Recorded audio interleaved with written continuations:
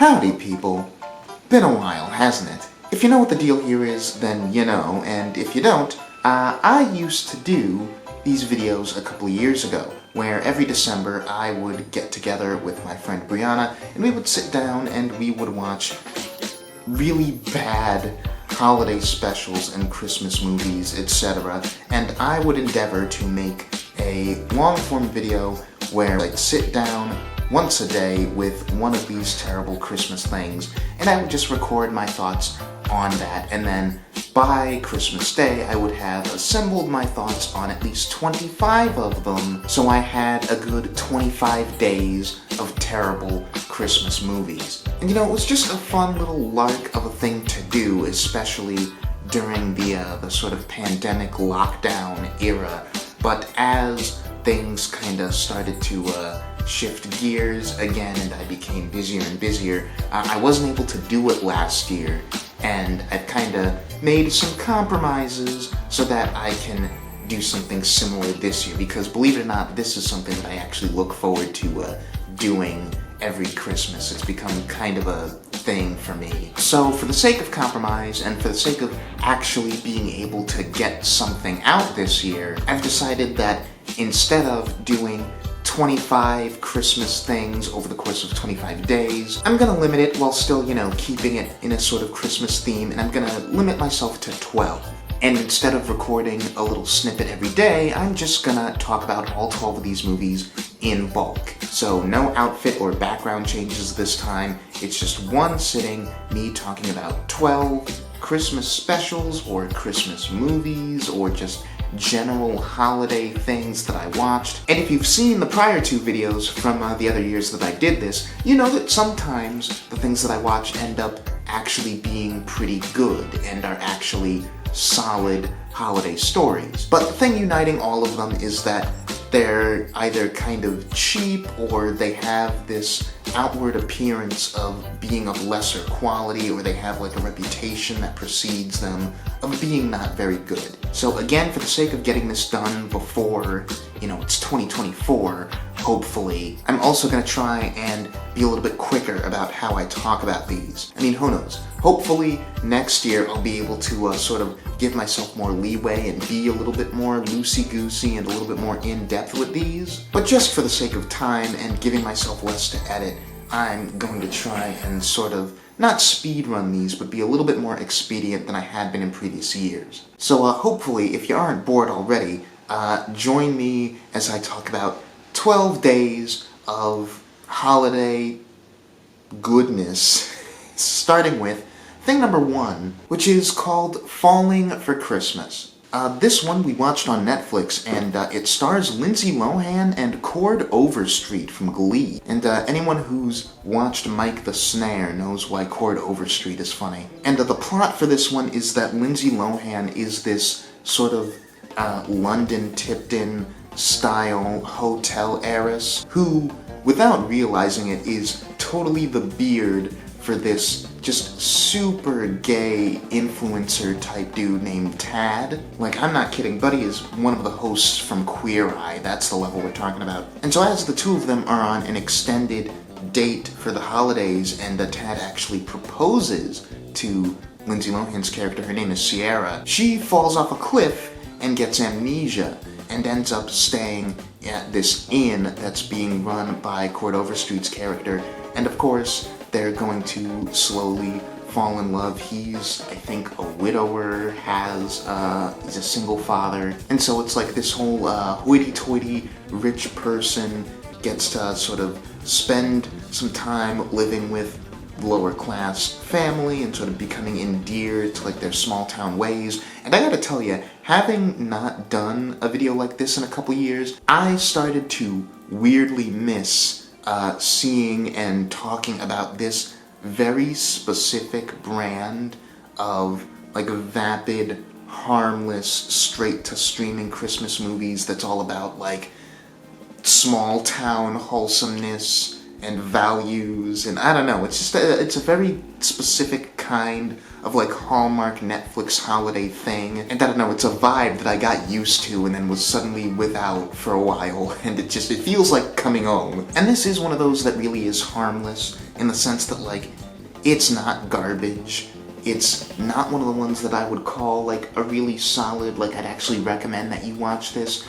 It's got some moments that genuinely work emotionally in terms of, like, the writing, but I think the big thing that holds it back is that Lindsay Lohan and Cord Overstreet have, like, negative chemistry as actors. And it's really, you know, like, actor chemistry is the thing that'll make or break a movie like this, because it's all so relationship focused, and outside of, like, the occasional bit of manufactured comedy movie hijinks, it's all just characters in rooms talking about, like, where they stand relative to each other and, like, backstories and stuff. And if you have two actors who are supposed to be romantic leads and there's just zero sparks, then an otherwise decently written one of these can be held back real bad. And it's like, both of these actors can carry the emotion well that a scene is calling for,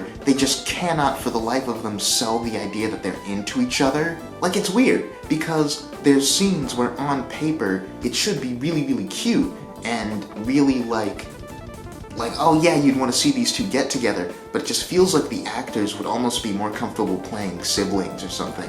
Also, this is a really weirdly bright movie. Like, it's lit strange. It kind of hurts my eyes. Whatever, I said I was going to be faster. That's one out of the way. So let's move on to number 2, A Christmas Blessing. This one I actually watched for free on YouTube. And not like, you know, it's on YouTube's, like, free movies thing. It's a dedicated channel that put it up there on YouTube along with, like, a million other super cheapo, like, streaming websites and stuff. And believe it or not, the reason that we ended up watching this one of all movies is because we just looked up Christmas movies, and this one was the shortest of the immediate lineup.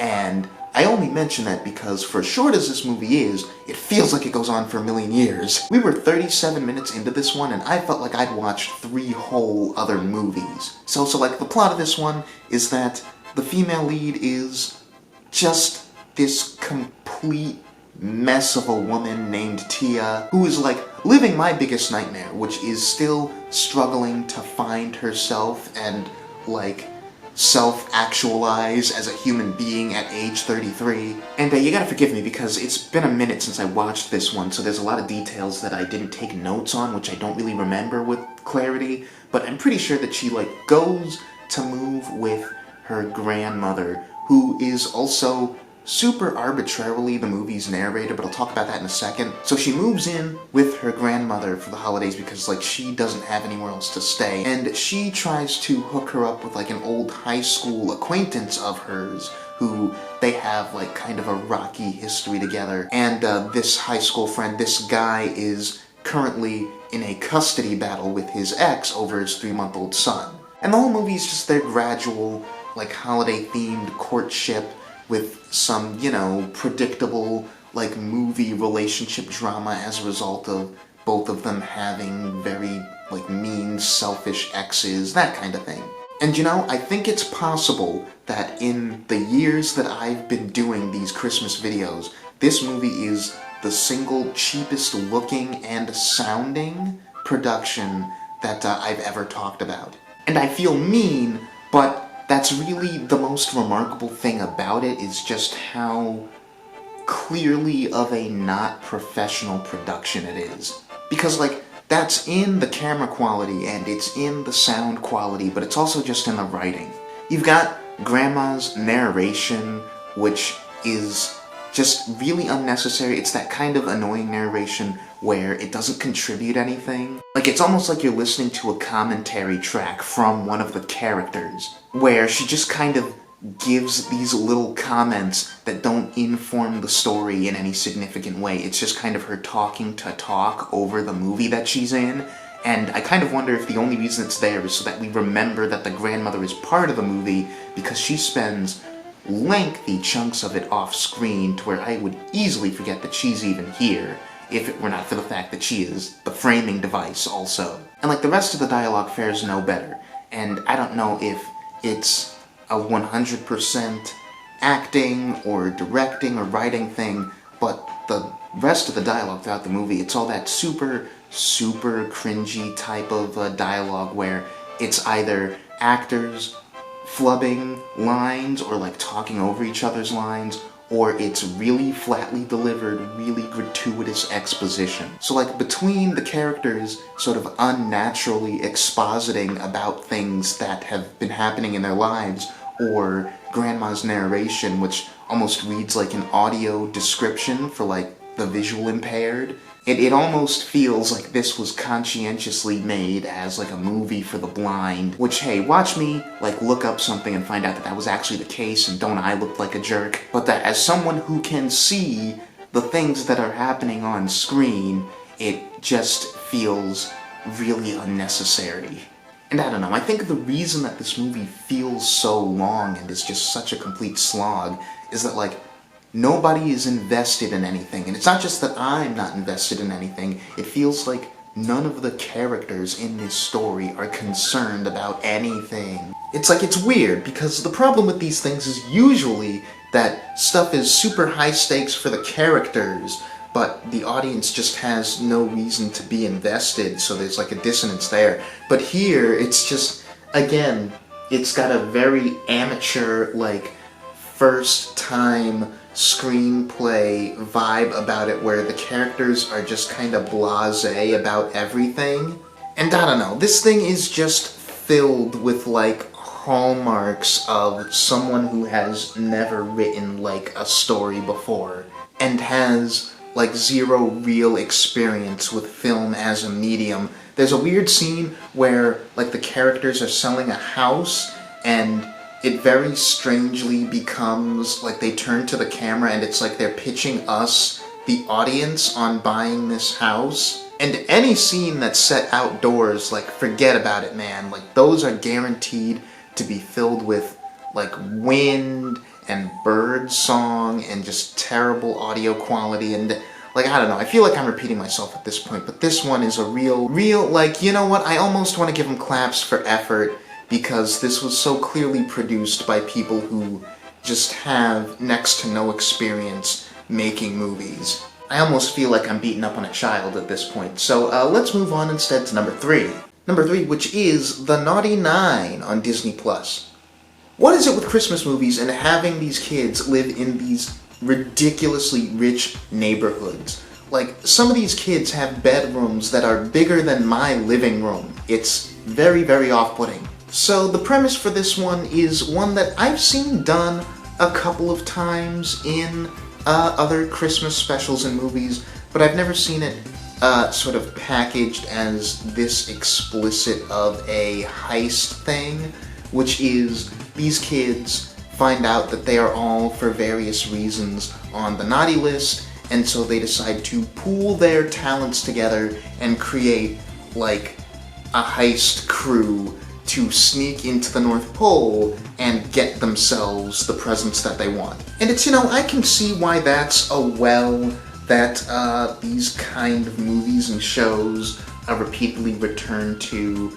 I think heists as a genre are sort of like inherently fun and compelling and lend themselves to a lot of really cool, memorable characters and sequences, and the whole like heist but for the North Pole thing is a really easy way to do a kind of fun, compelling little kid-friendly version of that with stakes that like a kid could very quickly get invested in. And I think on that level, as like a literal baby's first heist movie, I think this one is fine enough. I think it will really do well with kids who are at or under the age range of the characters in it. So like, it's definitely one of those things where for its target audience, I think there's very little to complain about. Just, you know, the issue is I'm not in that target audience, and if you're older than the kids in this movie, then there's really not much reason for you to see it. I don't know, this one's, again, another really harmless one, not super memorable. It's just, you know, there's some character beats and like relationship beats that land, but the thing that really stuck out to me was occasionally this movie will like whip out a surprisingly creative and well-executed visual choice. Like, there's this bit where two characters are on the phone, and that's visualized in a really fun way, and something like that. The North Pole itself has, like, the visual design of, like, a town that's going up the side of a mountain, so when all the lights are on, it looks like a lit-up Christmas tree. And I don't know, at least as far as, like, the visual direction and, like, visual choices go, you can tell that there was somebody working on this movie who had, like, ideas and a little bit of inspiration, and I think that's worth pointing out. Also worth pointing out is how this movie ends with extremely sudden, extremely intrusive sequel bait. Like, it's kind of one of those movies that almost doesn't really have an ending, because just as you're ready for, like, a final emotional beat to sort of settle things down, it's like, nope, sequel time. I don't know, it's a little weird. Anyway, speaking of weird, number 4 is Xmas, which is a movie from this year, not to be confused with Merry Xmas, which is a movie that got released last year. I didn't actually get around to seeing that one. Who knows, maybe I'll add that to the list for next December. But Xmas is like one of those movies that I mentioned in the intro, where it ends up on this list just for appearances and, you know, being a straight-to-streaming thing or straight-to-TV thing, and then I put it on, and it's actually a surprisingly good movie. And, like, I'd go so far as to say that of the movies that I've looked at in this series of videos over the years, this is one of the better ones. So the idea for this one is that there is this engaged couple who have recently broken up, but because the female lead is so ingratiated into the male lead's family already, and they get along so well, she still has been invited over to the house for Christmas. So they have all of their baggage to work out while still cohabitating with each other and the rest of his family for the holidays. And it's a very simple premise. It's a really goofy comedy, but the reason that I love this one so much is that it's one of those comedies where there actually is genuinely a really big, solid laugh, at least one, in any given scene. And, like, most of them have several belly laughs. And obviously this is the thing to take with a grain of salt, which is that, like, comedy is subjective. What makes me laugh might not make you laugh. So, like, it's a little harder to recommend something just on the basis of it's funny versus recommending something purely on having a good narrative structure or, like, character arcs that work. But thankfully, you know, this movie has those too. And, like, you know, the actors are all selling the comedy, but they also manage to do a really good job with the drama.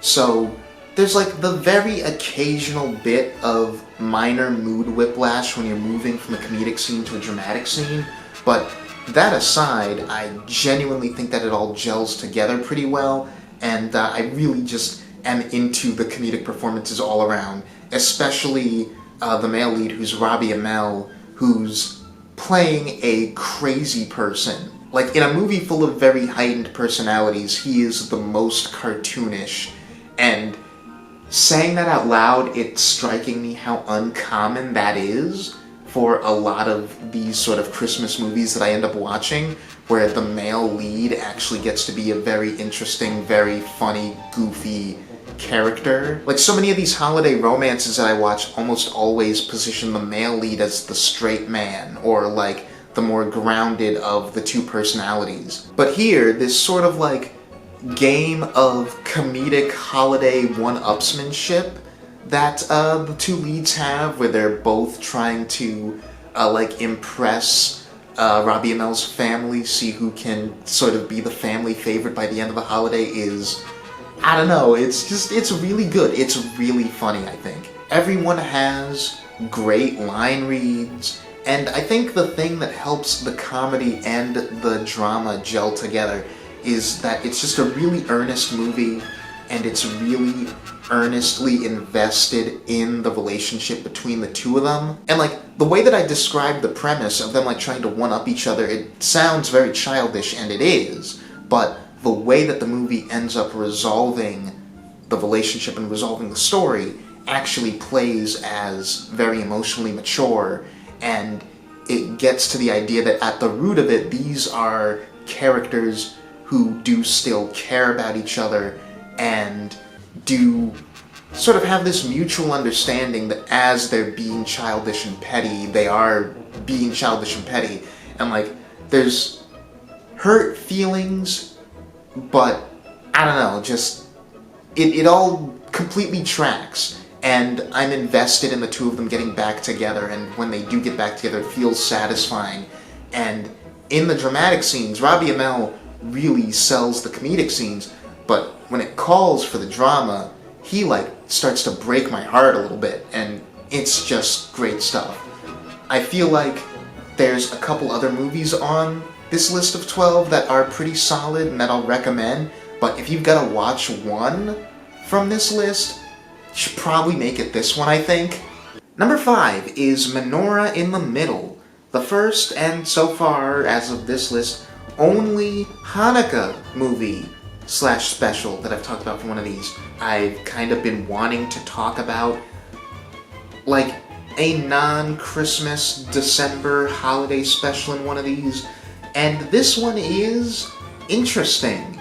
This is another one that is firmly in wacky, goofy comedy territory, but where Xmas had me really invested in the central romance as like the emotional anchor for the thing. This is another one that has a romantic element to it, but the romance is so utterly the least interesting thing about this movie.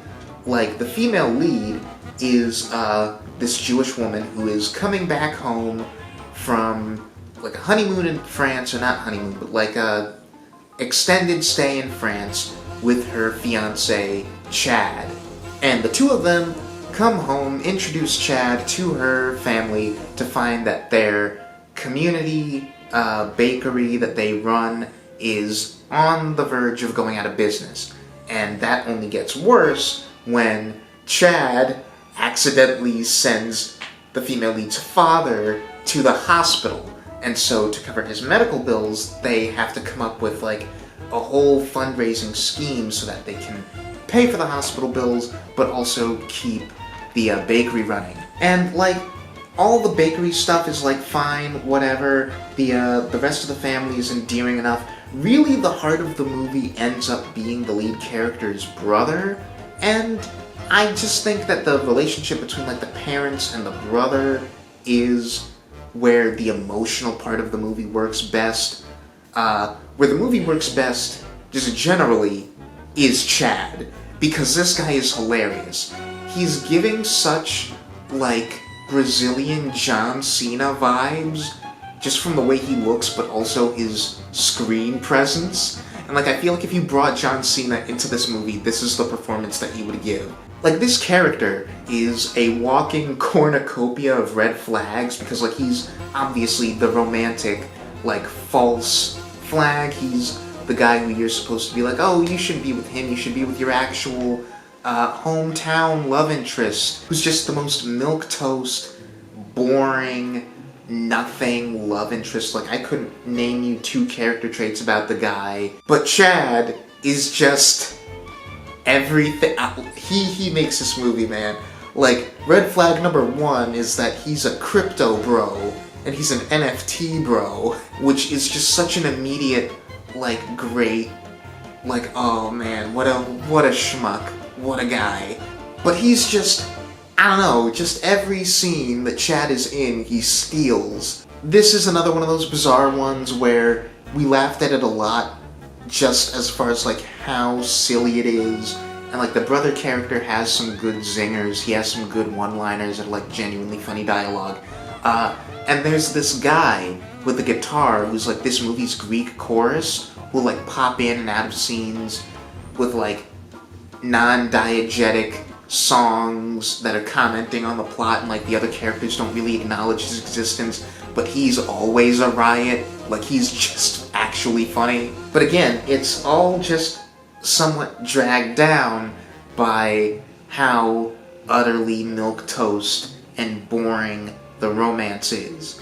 and it feels almost like the two leads are only in the movie in the first place to justify, like, pitching it as a romance, because, like, it's a streaming / TV holiday special, and I guess those are obligated to all be romances unless they're for kids. But that's just, like, all of such non-import to this story. This movie is not a romance movie. It is a doofy, sincere little comedy about Judaism and, like, family with a romance hastily stapled onto it that kind of not spoils the whole thing, but lessens it a little bit. Frankly, there's a perfectly functional version of this movie that does not have the other boyfriend in it at all. And Sarah Silverman is also in this movie with her sister, Laurel Silverman, and they have like 3 scenes where they magically come in and resolve all of the movie's conflict single-handedly. And I just thought that that was worth noting and was funny. Anyway, we're gonna move on to thing number 6, which is right up my wheelhouse. It's Doctor Who, Voyage of the Damned. Yeah, I don't know. I was kind of at a point where I was struggling to, like, fit in something to hit 12 of these, and I thought, you know, let me just talk briefly about my favorite show, and one of these episodes that I don't really care for, but that I've already watched multiple times. I certainly have things that I can say about beyond the 1-minute short that I will inevitably put out for this episode because I'm doing Doctor Who shorts now. Like Doctor Who, Christmas special, it's the yearly tradition. But you know, despite how common those were, it never really occurred to me until now to bring in one of those Christmas episodes for these videos, because those episodes are either A, really, really wrapped up in the show's continuity to the point where it would just be too much of a hassle to explain them here, or B, they were actually good. So it was slim pickings for Christmas episodes that were bad, but also relatively self-contained. But this one I think has like kind of a reputation. So the Doctor, who is, you know, this adventurous character who's always finding himself in new situations, he ends up on a spaceship that is modeled after the Titanic. And the idea is that, like, it's this ship that's populated by a bunch of people who look human, but, you know, they're all aliens, and they have a sort of not really great functioning understanding of Earth culture, but they're all here on this ship to celebrate kind of like a traditional Earth Christmas and sort of observe Earth during the holidays. And then that cruise starts to get like infiltrated by dark forces, and something's taken over the robotic staff, and they start killing people all throughout, and the Doctor has to figure out what the heck is going on, and he sort of assembles this crew of side characters to sort of follow him on this adventure throughout the ship, trying to work out what's gone wrong and why. And the main sort of like lead supporting character in that group, who's like the big guest star for this special, is Kylie Minogue. And Kylie Minogue, her character, her performance, has a very adorable enthusiasm about her, but at the same time, watching the episode, you can kind of see that acting's not really her profession, because she's making a lot of really interesting facial expressions, let's put it that way. And like some other characters who are in this kind of like ensemble, I don't know what the consensus is, but there's these 2 overweight characters who spend like half their screen time either eating or talking about food, and I feel like it's in weird taste. Like, it always kind of puts me off when I'm watching this episode. The adventure party here is basically a collection of bits, and it's really only Kylie Minogue and one other character who get to feel like fully realized individuals. Like, you know, there's an attempt, it feels like, to give everyone some layered characterization, but I think there's just too many of them. I think there's too many characters in the adventure party here, and it leads to all of them feeling stretched a bit thin.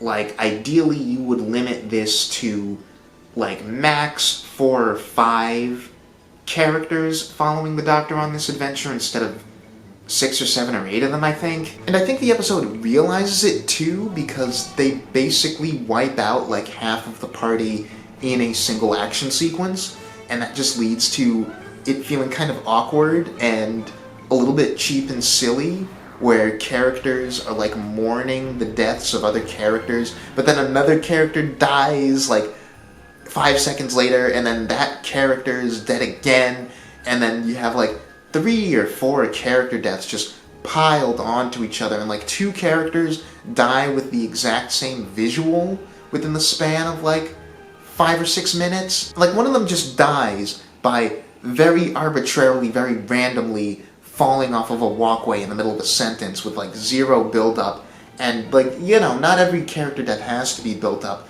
but it all just feels really constrained and awkward. And the tone is caught between like swashbuckling action and these characters dying these really tragic, gruesome deaths, and it feels like Russell T Davies, the writer, was like halfway through the script and he realized, I wrote too many characters in, how do I get these guys out of here fast? Like, it's such a strange sequence where it feels like the story is collapsing in on itself, I don't know. And then Kylie Minogue's character ends up being one of the people who dies later in the story, and it's supposed to be this really tragic thing, but the way that, like, the scene is set up makes it really stupid, I think, and I don't care for it, and the emotion never lands for me when I'm watching this episode. Like, I don't know, I think this whole episode starts out charming and fun enough,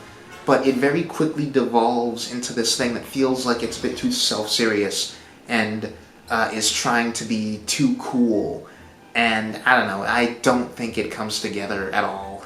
Thing number 7 is a short little special. It's Tom and Jerry, Santa's Little Helpers. So this is a Christmas episode for that one Tom and Jerry series from a while back that used really conspicuous flash puppets as the art style. And I remember when that thing was brand new. I can't believe that that iteration of Tom and Jerry is already like a decade or so old. But, you know, it's an art style that I think does not complement Tom and Jerry at all. Tom and Jerry is one of those things that it's at its peak when it's very classically animated, because it can be either really fluid or really snappy, and these like mid-2000s, early 2010s flash puppets for TV, they do not capture the snappiness or the fluidity at all.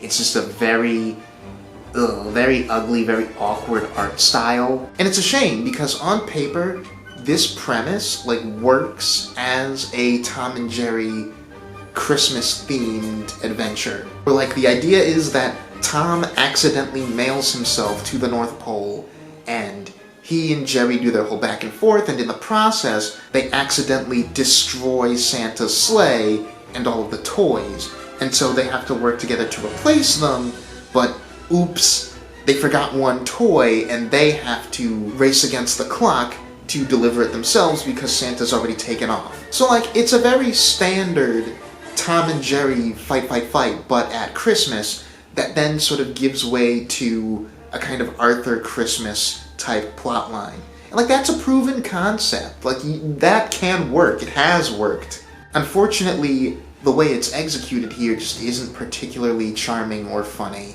And of course, it's a Tom and Jerry property in the 21st century, which means that Tuffy is here.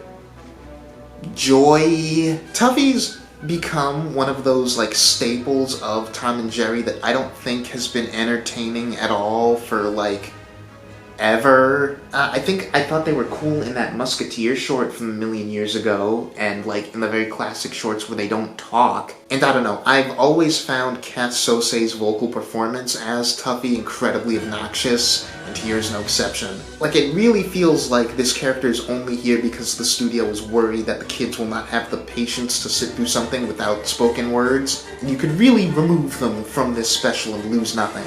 This one's not the kind of funny that you want from Tom and Jerry, but it's also not even funny bad. It's just kinda limp and boring, like a lot of modern Tom and Jerry stuff, unfortunately. If nothing else, it's short, but, you know, pretty whack. So thing number 8 is A Christmas Karen. And dang it, this is actually another pretty good one.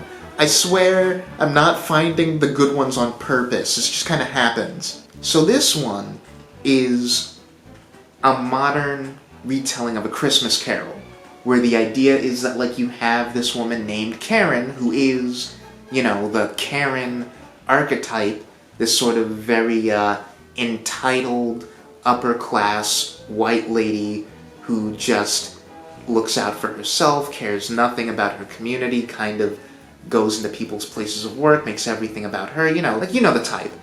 And she is positioned as, like, the Scrooge. And so she gets the whole song and dance. She gets visited by 3 ghosts. She gets, actually surprisingly a lot of Christmas Carol accurate dialogue. But it's all sort of modernized, and it's a very, very crass comedy. Like, this one is a heavy PG-13, bordering on rated R, and it's just a lot of uncouth, kind of gross jokes, but they commit to the bit, and the performances are there, and it actually makes me laugh. Like, if nothing else, I want to give this one points for sheer audacity, because it's like someone watched Scrooged, starring Bill Murray, and was like, I can make an even more crass, absurd, over-the-top, modern retelling of A Christmas Carol. And you know, honestly, like, crassness aside, I think transplanting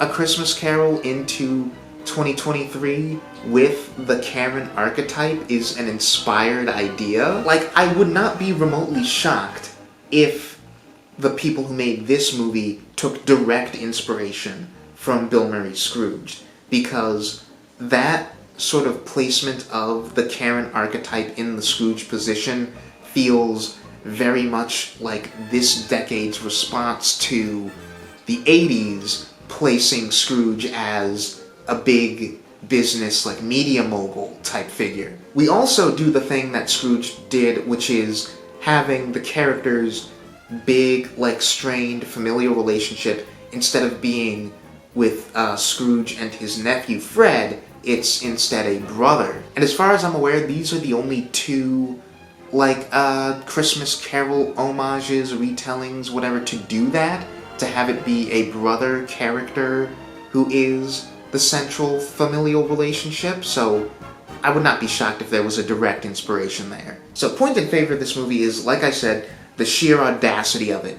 It goes absolutely ridiculous and insane, and it just takes it as far as it can, with Karen being all kinds of, like, bigoted and uncouth and cartoonishly evil. And, like, it really does make me laugh consistently, even if that laughter is, like, out of sheer incredulity. And, you know, it's a nice point of contrast for some of these, because it's another one that has a kind of cheapo, like, very clearly made-for-TV production, but it still has, like, some actually interesting directing, acting, writing choices. Like, this is one that feels like it was made by people who wanted to make a good movie. Like, there are some pointed moments that I could point out where the directing choices are very clearly deliberate and there to enhance story and themes and stuff. And it's got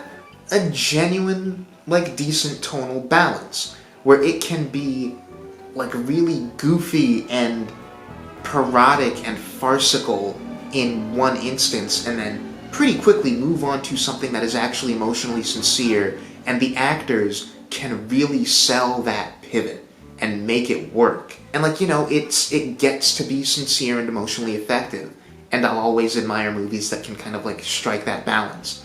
But, you know, the one thing that I'll say against this movie is that it's another one that feels long. Like, even as I'm enjoying it, I don't know what it is about the pacing of scenes. And like, it doesn't feel like I'm watching a movie that's a million years long, thank goodness. But, I don't know. That's worth noting, I think. So moving on to number 9, this one is a blast from the past for me. It's the Santa Claus Brothers. You ever want to see Santa's sleigh get pulled by a geriatric reindeer, a beaver, 2 polar bears, a pelican, and a pair of fish? Because this thing has that. So this one is another, like, shorter than movie length TV special.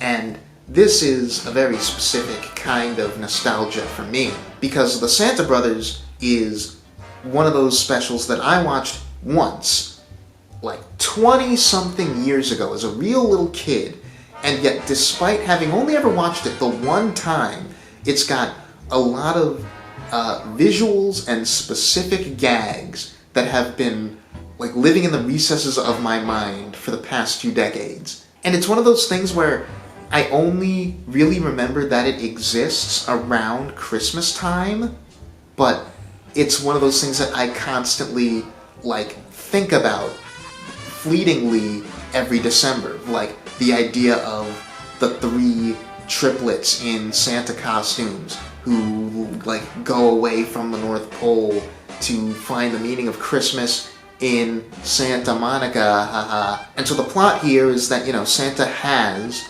these 3 triplets, and they're in the position to take over his job as Santa Claus, but none of them really quite understands how to do it perfectly. It's like one of those situations where between the 3 of them, there's like maybe something, because you've got the one brother who is all about the toy making and is all about like the meaning of Christmas is making the best toy, and the other one is like being a people person and making people feel good and just like having parties is the real deal with Christmas. And another one who's obsessed with numbers and like the pragmatic, like sort of business running the North Pole side of things. And so all 3 of them get sort of manipulated into going to Santa Monica by this devious like head elf who wants to take over Santa's position, and so gets the 3 of them out of the way so that they can prove that they're not worthy to be successors. And again, this is just one that has been like part of my childhood memory brain forever. Like, I think of this as being the same breed as like Olive the Other Reindeer. You know, that one with the dog that looks like it was animated by the guys who did Parappa the Rapper. You know, it's just that very niche, like weird animated Christmas stuff from the early 2000s. And this is, you know, very early 2000s CG on a TV budget, which means it don't look great. The character models are all very simple shapes. Backgrounds are practically non-existent. Like, movement is pretty stiff. But, I don't know, if you can look past that, like, I think this would be a fun thing to put on for, like, little kids who have no, like, discerning eye for what is or isn't good animation quality. Because, you know, I'll tell you, this is also filled with, like, really professional VAs who are giving pretty good vocal performances throughout. You know, like Kevin McDonald is one of the 3 brothers in this. Richard Kind is another one. Santa is played by Bryan Cranston. Like, all around the vocal performances I think are really charming, especially from the 3 brothers. The one who's played by Richard Kind, I think, is the one that I like the most. He's the super analytical, numbers-focused one. And, like, I'm almost sure that, intentionally or not, I don't know, his character has a real neurodivergent coding to him, I think. He's my favorite of the 3 plot lines because the brothers kind of, like, split off once they arrive in town. And he's the one who ends up kind of roped in with this, like, kind of angsty, bratty little girl character. And the 2 of them have just an interesting relationship, I think, and their scenes are just kind of fun and they have a neat back and forth. Like, the whole special is pretty earnest and endearing, but I think the dynamic there between those two characters is the most interesting.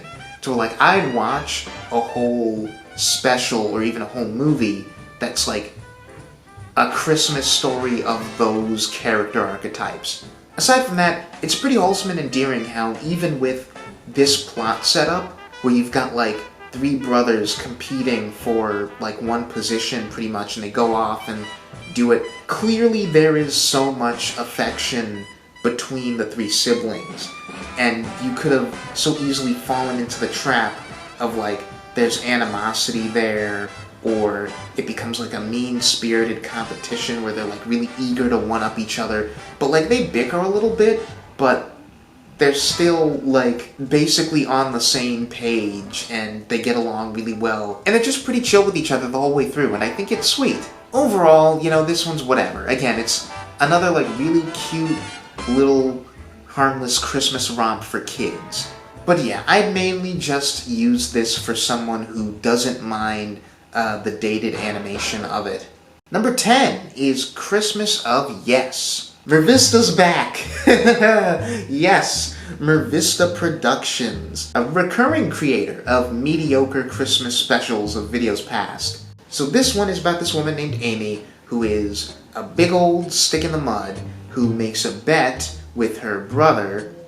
Man, this year the specials are just all about the brother relationships, I guess. Anyway, she makes a bet with her brother that she can successfully go 2 weeks up through Christmas without saying no to anything. So, as I've come to expect from Mervista Productions and a lot of these specials in general, this is one that has like a pretty fun premise on paper that very quickly gives way to a pretty standard milquetoast, unremarkable romance plot, which doesn't really take advantage of that premise. Like, you'd think, with what I just said, with like the whole making a bet thing, that this would be like the Christmas version of Yes Man, the Jim Carrey movie, where it's just like this escalating series of ridiculous situations that happens when this person can't say no to any request or suggestion. But really the bet just ends up being the catalyst and then later like contrived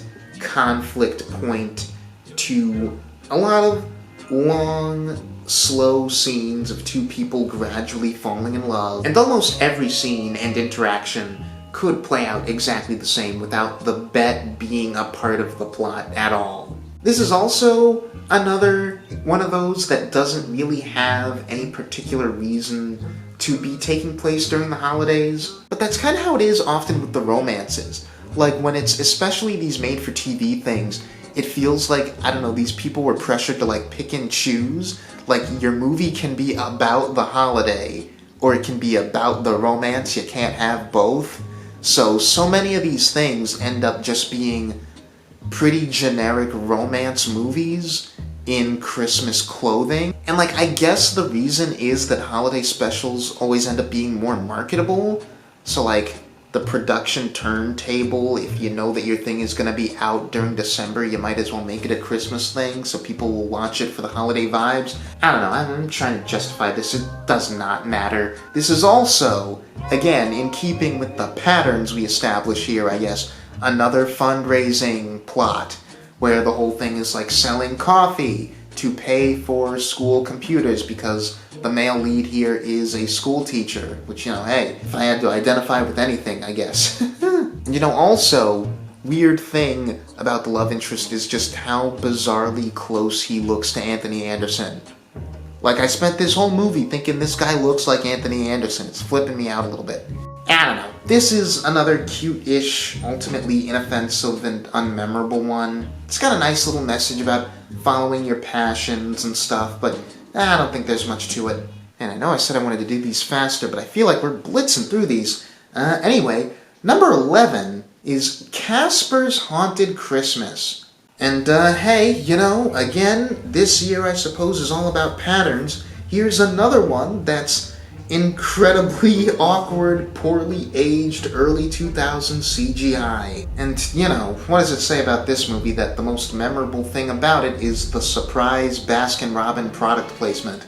So, you know, it's Casper, the friendly ghost, and I don't really have any serious nostalgia for this movie, but I do have a lot of nostalgia for that original Casper live-action movie. Which I only bring up because, like, that movie was kind of a big hit, and it led to a, like, long line of pseudo spin-offs that were kind of like trying to capitalize on that movie, but like being in its own weird continuity, and this is one of those. So the plot here is that Casper and his 3 ghostly uncles all get basically exiled to this town called God, it's so stupid. It's Massachusetts. So Massachusetts, the most Christmassy town on Earth. And they get exiled to this town where Casper has to successfully, purposefully scare one person because it's like the ghostly quarterly review season, and because Casper has not scared a single person intentionally in his whole afterlife, then the 4 of them together are all at risk of being exiled to the void, where they will just exist in non-existence for all eternity. So they all get sent to this dumb Christmas town to get Casper to purposefully scare someone. And in the process, they fall in with this, like, family who, for dumb, stupid cartoon reasons, can't tell that they're actually ghosts. Like, the parents just think that the uncles are actors in ghost costumes, and the daughter has, like, convinced herself that Casper is her snowman come to life. And, like, man, I don't know if you can tell just by my tone, but, like, this was a rough one. Like, you know, though, I'm glad I watched it, because, in a way, it helps me appreciate certain things about the other ones. Like, for starters, I feel like I was being a little bit too harsh maybe on the Santa Claus brothers with the animation style, because that movie looked simple. Like, simple to a fault with the way that CG animation has aged over the years, but that's its biggest crime. This movie looks ugly. Like, butt ugly. Like, the Santa Claus brothers was kind of cute and colorful and stylized, like it was giving off VeggieTales. This, though, everyone in it is just revolting to look at. Their faces are all disturbing, and everyone has really constipated walk cycles. On top of that, dear lord, the pacing. I've talked about some of these movies that feel like, you know, longer than they are, but there's enough story in this thing for maybe a half-hour special. At an hour and 15 minutes, this thing just drags and drags and drags. Like, I genuinely was not able to make it through this one in one sitting. I had to take, like, a long break where I paused it and went away to do other stuff and then came back because it was just so dull and tedious and felt like it was going on forever. Like, all that plot and stuff, like, all of that getting Casper to scare one person or they all end up in the void, that whole thing that I explained, it takes the movie 12 minutes to fully set that up. And it feels like just getting the plot set up takes, like, an eternity. And, like, again, this is one that's angling to be like a family comedy, but the best that any of the jokes get is cute. Like, none of them actually make me laugh at all. They're just like, I mentally acknowledge that that is a cute punchline. And there's not even that many of those, honestly. Like, between that and the animation and the drab backgrounds and the glacial pacing, I gotta imagine that if I were a kid, I wouldn't be able to suffer through this. I'm not gonna lie, I was not expecting it when I put this on, but I think that this is probably the worst thing on the list this year. Ugh, okay, come on. Save me number 12. Number 12 being Christmas Party Crashers. And it's Mervista again. And Mervista, you gotta give me something good after Casper's. Like, this is your chance to redeem yourself. And you know what they mostly do, I think? Like, I like this one. It's alright. So this one follows a woman named Tara who, I'm not kidding, forges fake identities so that she can crash Christmas parties for the purpose of networking.